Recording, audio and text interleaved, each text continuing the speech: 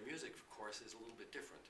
Mahler really represents the absolute summation of the end of the Romantic era, where he is clearly the last in a long line of golden achievement by great musical artists.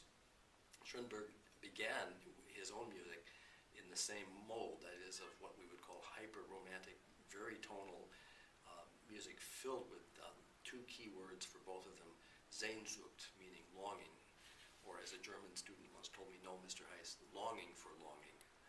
And then the other word, Weltschmerz, meaning world pain, but more literally, probably a sense of being at a crossroads in history and having a burden, knowing how to take the course of music into the future and what that future would bring.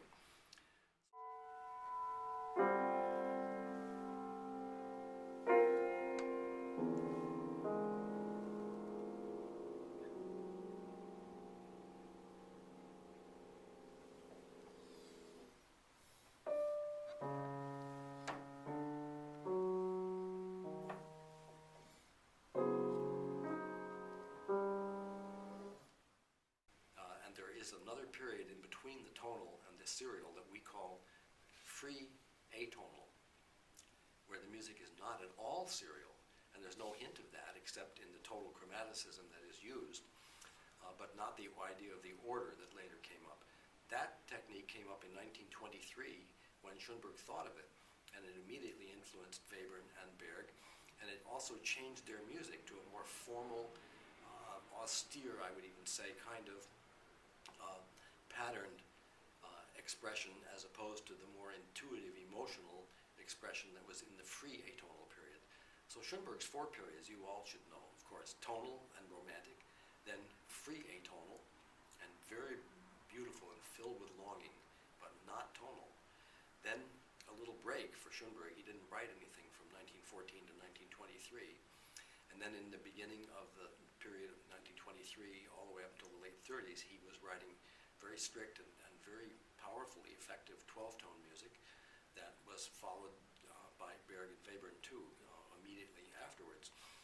And then in the late 30s, Schoenberg began to moderate a little bit and to bring back some of the tonality and to use more free atonality.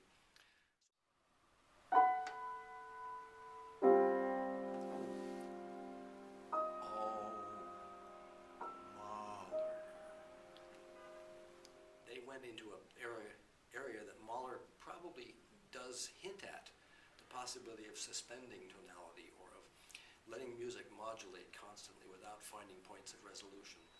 It's hinted at, and maybe the last movement of the Ninth Symphony goes closer to it than anything else he did.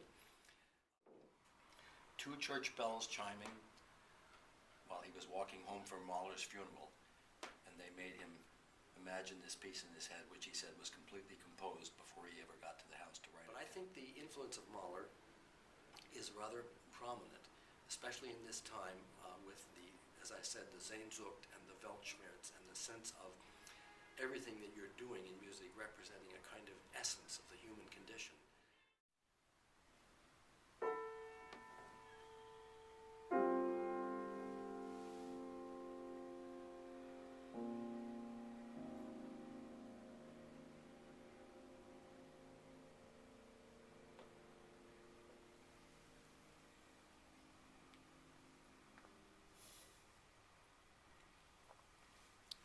Amazing, no? Unbelievable. Great music.